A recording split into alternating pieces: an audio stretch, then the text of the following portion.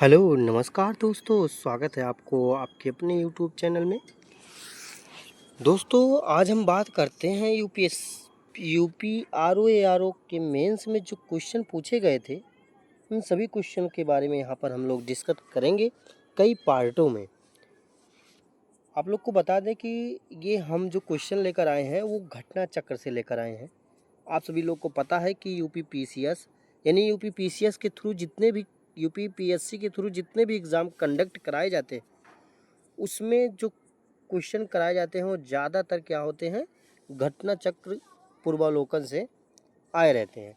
तो इस वजह से हम लोग घटना चक्र का सहारा लेकर के आप लोग को यूपी आरओ में जो मेंस के एग्ज़ाम में जो क्वेश्चन पूछे गए थे, उन क्वेश्चनों के बारे में हम लोग यहाँ पर क्या करेंगे, डिस्कस करेंगे। तो चलिए देरी न करते हुए वीडियो को स्टार्ट करते हैं। पहला क्वेश्चन दिया गया है। पहला क्वेश्चन क्या कह रहा है, बलबन के काल के संदर्भ में निम्नलिखित कथनों पर विचार कीजिए। पहला है, दीवाने अर्ज नामक पृथक विभाग की स्थापना उसके काल में हुई थी। दूसरा है, उसने सैन्य सुधारों के तहत सैनिकों को पूरा वेतन नगद में देने की शुरुआत की थी। तो इस क्वेश्चन का राइट आंसर क्या हो जाएगा दोस्तों? तो इस क्वेश्चन का राइट आंसर हो जाएगा ऑप्शन नंबर डी, केवल कथन एक सही है। उसने सैन्य सुधारों के तहत सैनिकों को पूरा वेतन नगद देने की शुरुआत नहीं की थी, जबकि किसने की थी? अलाउद्दीन खिलजी ने की थी। ये नगद वेतन देना स्टार्ट किया था, लेकिन पूरा नगद वेतन वो भी सैनिकों को, तो ये शुरुआत नहीं किया था। ये इसे किसने शुरुआत किया था? तो इसे शुरुआत किया था अलाउद्दीन खिलजी ने। आप देख सकते हैं किसने शुरुआत की थी, तो अलाउद्दीन खिलजी ने। नेक्स्ट क्वेश्चन है, सुपर कंप्यूटर यानी भारत में सबसे तेज सुपर कंप्यूटर है। ए अरोरा, बी एरावत PSAI, सी फ्रंटियर, डी एल कैपिटन। तो इस क्वेश्चन का राइट आंसर क्या हो जाएगा? तो इस क्वेश्चन का राइट आंसर हो जाएगा option number B, Airavat PSAI। आइए इसके बारे में कुछ विस्तार से देखते हैं। तो एरावत PSI का निर्माण भारत के सी डायक पूरे संस्थान ने कराया था। यह एक सुपर कंप्यूटर है, जबकि एरोरा, फ्रंटियर, कैपिटन विश्व के सुपर कंप्यूटर हैं, भारत में स्थापित नहीं है, जबकि ये भारत के स्थापित नहीं है। अभी हाल ही में क्या हुआ था, नवंबर 2025 में क्या हुआ था, टॉप 500 सुपर कंप्यूटरों का एक लिस्ट जारी किया गया था, जिसमें 188वां स्थान भारत के सुपर कंप्यूटर एरावत PSI को मिला था।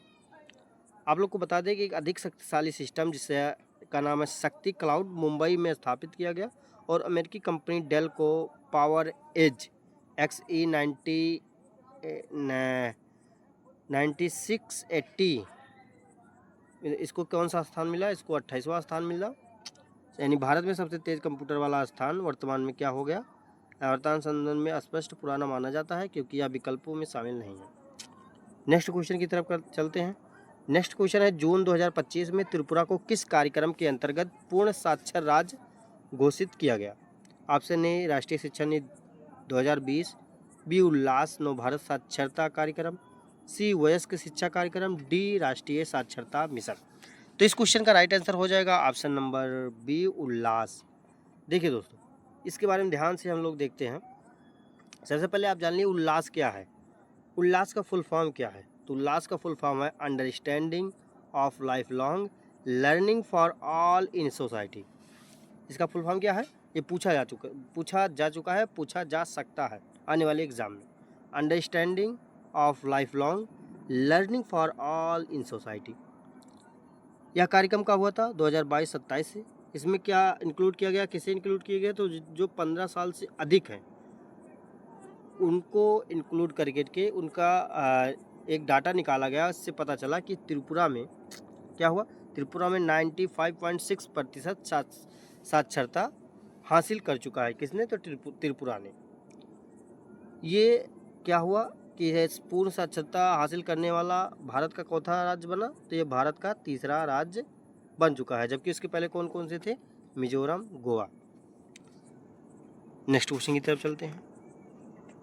नेक्स्ट क्वेश्चन है, निम्नलिखित संगठनों पर विचार कीजिए तथा इन्हें सही कालानुक्रम में व्यवस्थित कीजिए, सबसे पहले से लेकर सबसे अंतिम तक। कौन किसका प्रकाशन कब हुआ था, यानी सबसे पहले जिसका प्रकाशन हुआ था उसको पहले रखना है, इसके बाद वाले के, फिर बाद वाले, फिर बाद वाले को, यानी लास्ट में जिसका सबसे बाद में प्रकाशक हुआ था उसको लास्ट में रखना है। तो ऑप्शन देख सकते हैं, बंग भाषा प्रकाशिका सभा का स्थापना, लैंड होल्डर्स सोसाइटी, तीसरा बंगाल ब्रिटिश इंडिया सोसाइटी, चौथा इंडियन लीग। नीचे दिए गए कूट में से सही उत्तर का चयन कीजिए। Option A 2 1 4 3, B 1 2 3 4, C 1 3 4 2, D 4 3 2 1। तो इस क्वेश्चन का राइट आंसर क्या होगा? तो इस क्वेश्चन का राइट आंसर हो जाएगा ऑप्शन नंबर बी 1 2 3 4। आइए इसके बारे में विस्तार से हम देखते हैं। तो बात करते हैं, बंग भाषा प्रकाशिका का स्थापना जो हुआ था 1836 को हुआ था। लैंड होल्डर्स सोसाइटी की स्थापना कब हुआ था? तो 1838 को हुआ था। वहीं बंगाल ब्रिटिश इंडिया सोसाइटी की स्थापना 1843 को हुआ था। इंडियन लीग की स्थापना 1875 को हुआ था। तो इस प्रकार से कालानुक्रम क्या हो जाएगा? 1 2 3 4। नेक्स्ट क्वेश्चन, ये मैथ का क्वेश्चन है, तो इसको आप लोग लगा लीजिएगा। इसका option number B right answer हो जाएगा। नेक्स्ट क्वेश्चन की तरफ चलते हैं। नेक्स्ट क्वेश्चन क्या है? नेक्स्ट क्वेश्चन है, ट्रांस फैट के बारे में निम्नलिखित में से कौन सा कथन सत्य नहीं है? ऑप्शन ए, या सत्य नहीं है, इसको ध्यान दीजिएगा, यह HDL कोलेस्ट्रॉल जो कि अच्छा कोलेस्ट्रॉल माना जाता है को कम करता है। बी, यह हृदय की बीमारी के खतरे को बढ़ाता है। सी, यह LDL कोलेस्ट्रॉल बुरे को बढ़ाता है। डी, यह प्रकार 2 डायबिटीज़ के खतरे को कम करता है। तो इस क्वेश्चन का राइट आंसर क्या हो जाएगा? तो इस क्वेश्चन का राइट आंसर हो जाएगा ऑप्शन नंबर डी, यह प्रकार 2 डायबिटीज़ के खतरे को कम करता है, यानी कि ये सही नहीं है जबकि खतरे को बढ़ाता है। इसमें पूछा है नहीं है, तो इस क्वेश्चन का राइट आंसर क्या हो जाएगा? Option number D. आइए विस्तार से देखते हैं इसके बारे में। ट्रांस फैट शरीर में LDL जिसे बुरे कोलेस्ट्रॉल कहा जाता है, ये क्या करता है? ये स्तर को बढ़ाता है, जबकि HDL अच्छे कोलेस्ट्रॉल इसका नाम होता है, ये क्या करता है? स्तर को घटाता है। वहीं आप लोग को बता दें कि ट्रांस फैट अधिक सेवन कोरोनरी हृदय रोग से क्या होता है? स्ट्रोक एवं हृदयघात के जोखिमों को क्या करता है? बढ़ाता है, इंक्रीज करता है। वहीं इसी वजह से इसका क्या हो जाएगा? विकल्प नंबर बी भी सही हो जाएगा। जबकि ट्रांस फैट प्रकार 2 डायबिटीज़ के जोखिम को कम नहीं करता बल्कि बढ़ाता है, जबकि उसमें दिया था ऑप्शन नंबर डी में कम करता है, इसलिए ऑप्शन नंबर डी गलत हो गया था। नेक्स्ट क्वेश्चन की तरफ चलते हैं। उत्तर प्रदेश में ODP योजना किस वर्ष शुरू की गई थी? ODP मतलब 1 district 1 product. Option A 2018, B 2017, C 2015, D 2019। तो इस क्वेश्चन का राइट आंसर क्या हो जाएगा? इस क्वेश्चन का राइट आंसर हो जाएगा ऑप्शन नंबर ए 2018। कब हुआ था शुरू? तो 24 जनवरी 2018 को, यानी उत्तर प्रदेश के दिवस पर ODOP की शुरुआत की गई थी, 1 डिस्ट्रिक्ट 1 प्रोडक्ट। इसको शुरुआत किसने किया था? तो मुख्यमंत्री योगी आदित्यनाथ ने। ठीक, इसमें क्या होता है? तो इसमें विशिष्ट स्थानीय उत्पादों, शिल्प को अधिक पहचान और बाजार उपलब्ध कराना, लघु मध्यम एवं परंपरागत उद्योगों का विकास तथा जिला स्तर पर रोजगार सृजन करने के साथ साथ प्रदेश में निर्यात में वृद्धि भी करना इसका एक लक्ष्य है। नेक्स्ट क्वेश्चन, निम्नलिखित में से कौन सा भारत के निर्वाचन आयोग का कार्य नहीं है? ऑप्शन ए लोकसभा के चुनाव को कराना, बी राज्य विधानमंडल के चुनाव को कराना, नहीं है इसमें पूछा है, ध्यान दीजिएगा। सी राष्ट्रपति और उपराष्ट्रपति के चुनाव की देखरेख करना, एक सेकेंड, देखरेख करना। डी है ग्राम पंचायत का चुनाव कराना। इसके बारे में हम लोग, इसका आंसर क्या हो जाएगा? ऑप्शन नंबर डी, यानी भारत के निर्वाचन आयोग का कार्य क्या नहीं है? ग्राम पंचायत का चुनाव कराना, जबकि यह काम किसका है? स्टेट यानी राज्य निर्वाचन आयोग का काम है। किसका है? राज्य निर्वाचन आयोग का काम है। आप लोग को बता दें कि संविधान के आर्टिकल 324 के क्लॉज नंबर 1 में संसद में लोकसभा व राज्यसभा तथा प्रत्येक राज्य के विधानमंडल के चुनाव और राष्ट्रपति उपराष्ट्रपति के चुनाव की देखरेख का जो जिम्मा है वो किसके पास होता है, तो भारतीय निर्वाचन आयोग के पास होता है। वही अनुच्छेद 243 के अंतर्गत पंचायतों को चुनाव, जिसमें ग्राम स्तर की पंचायतें भी आती हैं, इसका संचालन कौन करता है, स्टेट इलेक्शन कमीशन करता है, यानी राज्य निर्वाचन आयोग करता है। नेक्स्ट क्वेश्चन की तरफ चलते हैं।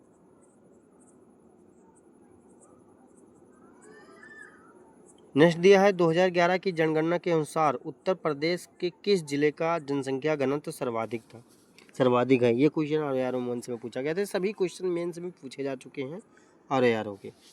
वाराणसी, कानपुर नगर, गाजियाबाद, लखनऊ। तो इस क्वेश्चन का राइट आंसर हो जाएगा ऑप्शन नंबर सी, गाजियाबाद। आइए इसके बारे में कुछ पढ़ते हैं। तो 2011 के जनगणना आंकड़ों के अनुसार उत्तर प्रदेश के सभी जिलों में गाजियाबाद का जनसंख्या घनत्व 3971 व्यक्ति प्रति वर्ग किलोमीटर, जो कि सर्वाधिक है। 2011 के अनुसार उत्तर प्रदेश की जनसंख्या घनत्व की दृष्टि शीर्ष 5 जिले में क्रमशः गाजियाबाद 3971, वाराणसी 2395, लखनऊ याद कर लीजिएगा ध्यान से 1816, संत रविदास नगर जिसे भदोही के नाम से जाना जाता है 1555, वहीं कानपुर नगर 1452, यानी गाजियाबाद सबसे पहले पे है 3971 व्यक्ति प्रति वर्ग किलोमीटर के अंतर। नेक्स्ट क्वेश्चन है कि सूची 1 को सूची 2 से मिलान करना है। इसमें दिया है महाजनपद दिया गया है और उसकी राजधानी दी गई है। तो इसमें महाजनपद और राजधानी को आपस में मिलान करना है। कंपोज, वत्स, क्रू, मत्स्य। तो इसका मिलान करना है। तो आइए हम देखते हैं इसका राइट आंसर क्या हो जाएगा। तो इसका मिलान करिए पहले। देखिए कंबोज की जो राजधानी थी वो क्या थी, कंबोज के हाटक, जिसे राजपुर के नाम से भी जाना जाता है, यानी पहले का आ जाएगा तीसरा। वही वत्स की राजधानी क्या थी, तो वत्स की राजधानी क्या थी, कौशाम्बी। क्या थी, कौशाम्बी, यानी दूसरे का चौथे पे चला जाएगा। वहीं कुरु की राजधानी क्या थी, कुरु की राजधानी थी इंद्रप्रस्थ, जिसे दिल्ली के आसपास वाले क्षेत्र को देख सकते हैं हम लोग। वहीं मत्स्य की राजधानी क्या थी, तो मत्स्य की राजधानी थी विराटनगर, यानी चौथे का पहले चला जाएगा। तो इस प्रकार से आंसर हो जाएगा पहले का तीसरा, दूसरे का चौथा, सी का दूसरा, डी का पहला। नेक्स्ट क्वेश्चन की तरफ चलते हैं। आप लोग यहाँ देख सकते हैं कंबोज महाजनपद की राजधानी राजपुर, हाटक कतिपय स्रोतों के अनुसार पूंछ, वत्स महाजनपद की राजधानी कौशाम्बी, कुरु महाजनपद की राजधानी इंद्रप्रस्थ, मत्स्य महाजनपद की राजधानी विराटनगर। आप देख सकते हैं। नेक्स्ट क्वेश्चन देखिए, नाभिकीय रिएक्टर में मंदक के रूप में निम्नलिखित में से किसका प्रयोग नहीं किया जाता। इसमें दिया है नहीं किया जाता है, ध्यान दीजिएगा। Graphite, D2O, aluminium Al2O3H2O। तो इसका राइट आंसर हो जाएगा ऑप्शन नंबर सी, Al2O3। आइए थोड़ा बहुत इसके बारे में हम लोग देख सकते हैं। तो नाभिकीय रिएक्टर में जो विशेषकर मान लीजिए थर्मल रिएक्टर जो होता है, उसमें नाभिकीय रिएक्टर में जो विशेषकर थर्मल रिएक्टर होता है, उसमें क्या होता है, श्रृंखला क्रिया को प्रभावी बनाने के लिए विखंडन से प्राप्त उच्च ऊर्जा वाले न्यूट्रॉनों की गति को धीमा करके तापीय साम्य स्तर तक लाया जाता है। इस कार्य विखंडन न्यूट्रॉनों को तापीय न्यूट्रॉनों में परिवर्तित कर देता है। जिस पदार्थ का उपयोग किया जाता है उसे क्या कहते हैं, मंदक कहते हैं। प्रचलित मंदकों में सामान्य जल लाइट वाटर H2O, जिसे सामान्य जल कहा जाता है, लाइट वाटर भी इसका नाम होता है H2O। वहीं भारी जल जिसे D2O कहा जाता है, हैवी वाटर, तथा ग्रेफाइट भी इसमें शामिल है। इसमें क्या शामिल नहीं था, Al2O3। आइए ध्यान दे दीजिएगा। नेक्स्ट क्वेश्चन इसमें दिया गया है,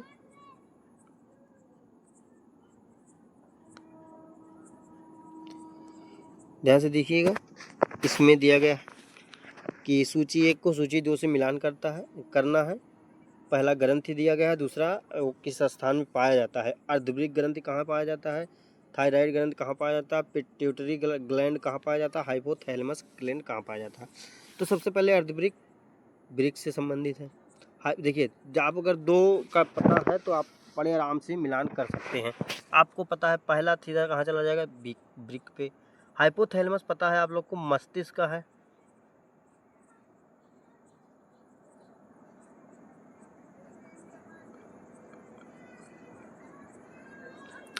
एक सेकंड, देखिए हाइपोथैलेमस वहाँ मस्तिष्क में पाया जाता है, लेकिन इसमें ध्यान दीजिएगा एक और जगह दिया है थैलेमस के नीचे, इसको भी ध्यान देना है।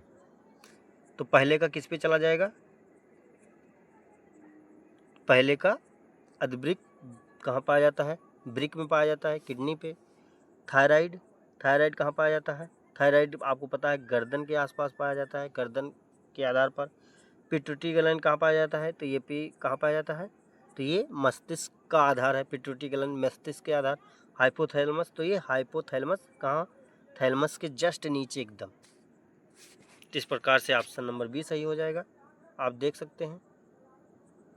नेक्स्ट क्वेश्चन की तरफ चलते हैं। निम्नलिखित में से कौन सा युग्म सही नहीं है, युग्म सही नहीं है इसमें बताना है। ब्लू बेबी सिंड्रोम नाइट्रेट प्रदूषण, मिनी माटा रोग मरकरी प्रदूषण, इटाई रोग आर्सेनिक प्रदूषण, नॉक्सनी सिंड्रोम फ्लूओराइड प्रदूषण। आप लोग को बताना है इसमें कौन सा युग्म सही नहीं है। तो इसमें क्या है, कौन सा युग्म सही नहीं है, देखिए ब्लू बेबी सिंड्रोम नाइट्रेट प्रदूषण से संबंधित है तो फिक्स है।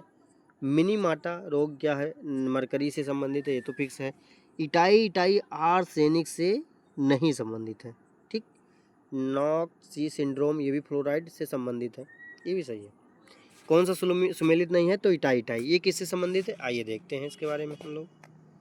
देखिए ब्लू बेबी सिंड्रोम का संबंध पीने के पानी में नाइट्रेट की अधिकता से होता है। मिनी माटा रोग पारा या मरकरी विशेषकर मिथाइल मरकरी प्रदूषण से संबंधित है। वहीं फ्लोराइड प्रदूषण में फ्लोरोसिस होता है, इससे बच्चों किशोरों में नॉक्नी जैसे अस्थि विकार देखे जा सकते हैं। जबकि इटाई रोग वास्तव में कैडमियम से होता है, किसमें, कैडमियम प्रदूषण से जुड़ा हुआ है, इसलिए आर्सेनिक प्रदूषण से जोड़ना गलत है। नेक्स्ट क्वेश्चन आप देख सकते हैं। निम्नलिखित में से किसने जनवरी 1947 में भारत के राज्य सचिव सलाह दी थी कि डोमिनियन स्टेट के आधार पर तत्काल सत्ता का हस्तांतरण किया जाए। तो इस क्वेश्चन का आंसर क्या होगा, BP Menon, Lord Mountbatten, Stafford Cripps, Jawaharlal Nehru. तो इस क्वेश्चन का राइट आंसर हो जाएगा बीपी मेनन, बीपी मेनन। देखिए इसके बारे में थोड़ा बहुत देख लेते हैं, ज़्यादा कुछ नहीं, थोड़ा बहुत। 1947 में, जनवरी 1947 में डोमिनियन स्टेट के आधार पर तत्काल से यानी शीघ्र सत्ता हस्तांतरण किए जाने की सलाह किसने दिया था, तो संदेह के माध्यम से किसने दिया था, तो बीपी मेनन ने दिया था। क्या हुआ था, ये लंदन में राज्य सचिव थे, secretary of state for Indian and Burma, आप लोग को पता है। नेक्स्ट क्वेश्चन की तरफ चलते हैं हम लोग। मिलान करना है, नदी दिया है और उत्पत्ति स्थल दिया है, कौन सी नदी किस जगह से निकलती है। तो हम लोग देखते हैं कौन सी नदी किस जगह से निकलती है। महानदी कहाँ से निकलती है, कावेरी कहाँ से नदी निकलती है, कृष्णा कहाँ से निकलती है, ठीक, इसके बारे में हम लोग को देखना है। देखिए तो महानदी कहाँ से निकलती है, इसके बारे में हमको देखना है। कावेरी कहाँ निकलती है, कृष्णा नदी कहाँ निकलती है। तो देखिए महानदी कहाँ से निकलती है, तो महानदी सिहवा से निकलती है। कावेरी नदी कहाँ से निकलती है, कावेरी नदी निकलती है महाबलेश्वर की पहाड़ी से निकलती है। कृष्णा नदी कहाँ निकलती है, सॉरी कावेरी नदी निकलती है कहाँ से, कावेरी नदी निकलती है ब्रह्मागिरी पहाड़ी से निकलती, कहाँ से, कावेरी नदी निकलती है ब्रह्मागिरी पहाड़ी से। महानदी निकलती है सिहावा से। कृष्णा नदी निकलती है महाबलेश्वर की पहाड़ी से। गोदावरी नदी निकलती है नासिक से। तो इस प्रकार से आपका आंसर डी हो जाएगा। इसके बारे में थोड़ा बहुत देख लेते हैं, ज़्यादा नहीं। प्रश्न है, नदियों में महानदी का उद्गम सिहावा पहाड़ी से, कावेरी का उद्गम ब्रह्मगिरी पहाड़ी से, ब्रह्मगिरी पहाड़ियों में ताल कावेरी से, कृष्णा का उद्गम महाबलेश्वर की पहाड़ी से, महाबलेश्वर की पहाड़ी के निकट से, गोदावरी का उद्गम नासिक के त्र्यंबकेश्वर पहाड़ी से। इस प्रकार से आंसर हो जाएगा ऑप्शन नंबर डी। नेक्स्ट की तरफ चलते हैं। खेलो इंडिया यूथ गेम 2025 की मेजबानी किस राज्य ने की थी? उत्तराखंड, हरियाणा, बिहार, महाराष्ट्र। तो इस क्वेश्चन का राइट आंसर हो जाएगा ऑप्शन नंबर सी, बिहार। आप देख सकते हैं खेलो इंडिया यूथ गेम का 7वां संस्करण की मेजबानी बिहार राज्य ने की। कुछ स्पर्धाएं नई दिल्ली में भी आयोजित थी, यानी बिहार और नई दिल्ली में भी मिलकर किया गया। कब से कब चला? 4 मई से 15 मई तक चला। नेक्स्ट क्वेश्चन है, आप लोग देख सकते हैं। नेक्स्ट क्वेश्चन, भारतीय संविधान में उल्लिखित मौलिक अधिकार के संबंध में बताना है। मौलिक अधिकार वाद्य योग्य है और न्यायालय द्वारा परिवर्तनीय है। दूसरा, राष्ट्रीय आपातकाल की स्थिति में इनको निलंबित किया जा सकता है, अनुच्छेद 20 तथा 21 को छोड़कर। तीसरा दिया है, ये पूर्ण है और किसी भी परिस्थिति में इन पर प्रतिबंध नहीं लगाया जा सकता।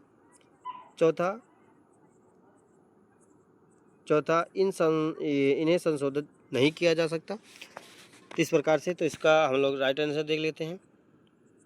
तो इसका राइट आंसर हो जाएगा क्या? Option number A. अब इसके बारे में हम लोग ध्यान से, इसका देखिए नीचे कूट दिया है 1 और 2, केवल 2, 3 और 4, केवल 1 और 3, या केवल 2 और 3। आइए इसके बारे में देखते हैं। इसका राइट आंसर हो जाएगा 1 और 2, दोनों सही है, जबकि 3 और 4 क्या है? रॉन्ग है। तो इसके बारे में हम लोग यहाँ पर देख लेते हैं। देखिए, मौलिक अधिकार न्यायालयों द्वारा वाद्ययोग है, वाद्ययोग तथा परिवर्तनीय है। विशेष रूप से संविधान के आर्टिकल 32 सर्वोच्च न्यायालय और आर्टिकल 226 उच्च न्यायालय, जो रिट जिसके तहत हम लोग उच्चतम न्यायालय जा सकते हैं, ठीक, और उच्च न्यायालय या सुप्रीम कोर्ट और हाई कोर्ट जा सकते हैं, जिसके थ्रू हम लोग जाते हैं। आर्टिकल 352 के तहत क्या है, क्योंकि आपातकालीन की उद्घोषणा के समय हम आर्टिकल 352 के तहत क्या होता है, ये परिवर्तन में के दौरान 359 के तहत राष्ट्रपति के आदेश द्वारा संविधान के भाग 3 प्रदत्त मौलिक अधिकार अनुच्छेद 20 और 21 को छोड़कर परिवर्तन हेतु न्यायालय जाने के अधिकार को निलंबित किया जा सकता है। साथ ही युद्ध या बाह्य आक्रमण के आधार पर आपातकाल की उद्घोषणा होने पर आर्टिकल 358 के तहत अनुच्छेद 19 के उपबंधों का निलंबन हो जाता है। आप लोग ध्यान से देखिए, इसके पढ़ सकते हैं, अच्छे से आप लोग पढ़ लीजिएगा, वीडियो ज़्यादा बड़ी हो जाएगा। आप लोग ध्यान दीजिएगा, वीडियो को पॉज करके पढ़ लीजिएगा। इसमें दिया है शासक राजवंश राजधानी क्या था, इसके बारे में बताना है।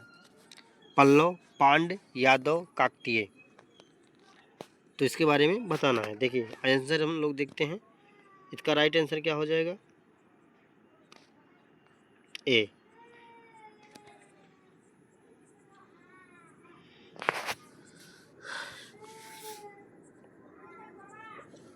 पल्लव का कांची, पल्लव का क्या हो जाएगा आंसर? कांची। पल्लव की राजधानी क्या थी? कांचीपुरम थी। एक सेकंड, पल्लव के कांचीपुरम थी। वहीं के पांड्य का वारंगल, यादव की राजधानी देवगिरी और काकतीय के मदुरा। इस प्रकार से आंसर हो जाएगा option number A. Next question, 1813 के चार्टर एक्ट में शिक्षा के लिए कितना धन आवंटित करने का प्रावधान किया गया था? 10 लाख रुपए मासिक, 5 लाख रुपए मासिक, 1 लाख रुपए मासिक, उपरोक्त में से कोई नहीं। तो इस क्वेश्चन का राइट आंसर क्या हो जाएगा? उपरोक्त में से कोई नहीं। आइए इसके बारे में थोड़ा बहुत देखते हैं। 1813 के चार्टर एक्ट में भारत में ब्रिटिश क्षेत्रों में शिक्षा, साहित्य, विज्ञान के प्रसार के लिए कम से कम 1 लाख रुपए प्रतिवर्ष, मासिक नहीं प्रतिवर्ष, अलग रखने का प्रावधान था। मासिक नहीं, प्रतिवर्ष, ठीक। नेक्स्ट की तरफ देखते हैं। भारतीय संविधान के अनुच्छेद 19 के अंतर्गत नागरिकों को निम्नलिखित में से कौन सी स्वतंत्रता प्रदान नहीं की जाती है? क्या दिया है? भारत की सीमा में स्वतंत्र रूप से घूमने की स्वतंत्रता है तो दी जाती है, सभी लोग को पता है। संघ संगठन बनाने की स्वतंत्रता, ये भी दिया जाता है, तभी तो बने हैं बजरंग दल, ये सब वो सब संगठन बनाने की स्वतंत्रता दिया गया है। बिना अस्त्र शस्त्र के शांति से सभा करने की स्वतंत्रता, ये भी दिया गया है आर्टिकल 13, आर्टिकल 19। चौथा, अंतरात्मा अंतःकरण की स्वतंत्रता तथा किसी धर्म को मानने आचरण करने की स्वतंत्रता, ये नहीं दी गई है। कौन सी नहीं दी गई? डी वाला। इसके बारे में देख लेते हैं। संविधान के आर्टिकल 19 में वाक स्वतंत्र आदि विषय कुछ अधिकारों का संरक्षण के अंतर्गत नागरिकों को कुछ विशिष्ट स्वतंत्रताएं दी गई है, जिनमें शांति से और बिना अस्त्र शस्त्र के सभा करने, संघ या संगठन, सहकारी सोसाइटी बनाने तथा भारत के राज्य क्षेत्र में स्वतंत्र रूप से घूमने की स्वतंत्रता शामिल है। जबकि अंतरात्मा यानी अंतःकरण की स्वतंत्रता तथा किसी धर्म को अबाध रूप से मानने, आचरण और प्रचार करने की स्वतंत्रता अनुच्छेद आर्टिकल 25 में दी गई है, ना कि किसमें? आर्टिकल 19 में दी गई है। स्वतंत्रता का अधिकार आपको मिला है किसमें? स्वतंत्रता का अधिकार आपको मिला है 25 में। तो इस प्रकार से आंसर आपका डी हो जाएगा। ठीक, तो दोस्तों ये 20 क्वेश्चन रहा। नेक्स्ट हम 20 क्वेश्चन लेकर आएंगे अगले वीडियो में। वीडियो पसंद आई हो तो वीडियो को लाइक कर देना, चैनल को सब्सक्राइब कर देना। मिलते हैं किसी नेक्स्ट वीडियो में, तब तक के लिए नमस्कार, जय हिंद, जय भारत, वंदे मातरम।